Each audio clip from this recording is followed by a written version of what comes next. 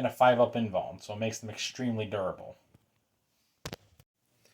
Alright, this next tactic is for Chaos Space Marines, and this revolves around this guy right here, the Hellbrute. So at first, Hellbrutes appear to be just heavy weapons platforms, which they do serve well, as you can see by this one equipped with a hammer and a twin las cannon. However, their greatest strength is as a support unit, because they have an aura ability that grants surrounding units, so like these guys or those guys, both lethal hits and sustained hits 1 when making their dark pacts. Alright, here's the next tactic. Let's say you have a vehicle like this battle wagon here. If you manage to make it explode, you want to try and make it so it's in the most crowded place possible, even if it means hitting your own guys. And on top of that, if you're orcs, you have a stratagem you'll want to use called tryin.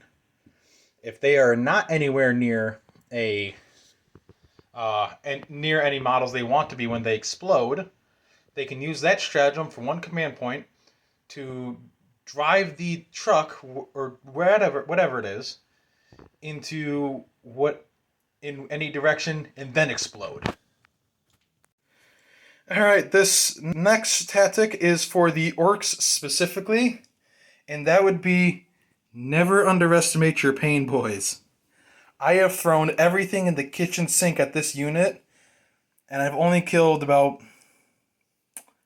4 guys, 5 guys maybe, because the pain boy gives them a 5-up feel no pain. And this guy has the luckiest rolls known to mankind. Alright, the game has ended early because at the end of the game we figured out that even if Ty decided to go for a gambit, he wouldn't have enough points to catch up. So while he was doing well, he killed a lot of my guys, like a surprising amount of them.